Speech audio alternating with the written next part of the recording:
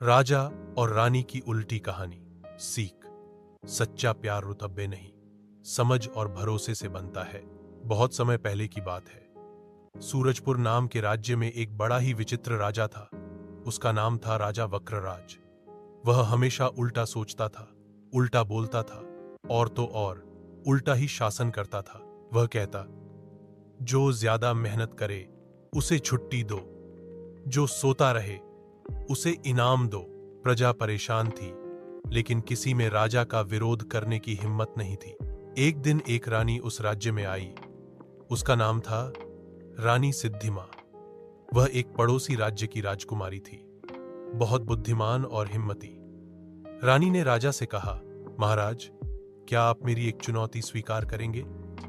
राजा हंसा, मैं तो चुनौती को भी उल्टा मानता हूं। चलो बताओ क्या करना है।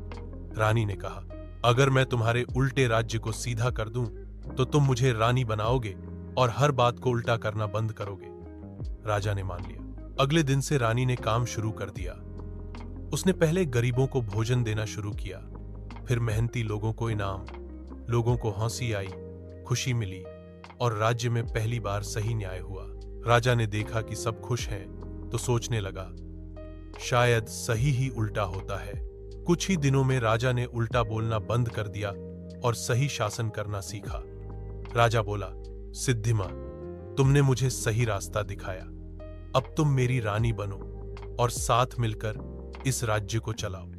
रानी मुस्कुराई और कहा, लेकिन एक शर्त है, कभी कभी मुझे भी उल्टा बोलने देना। और फिर दोनों ने मिलकर राज्य को ऐसा स्वर्ग बना दिया जहां समझदारी और मजा दोनों साथ चलते थे। सीख। सच्ची समझदारी वही है जो दूसरों को भी समझदारी सिखा दे, और सच्चा प्यार वही जो बदलाव लाए।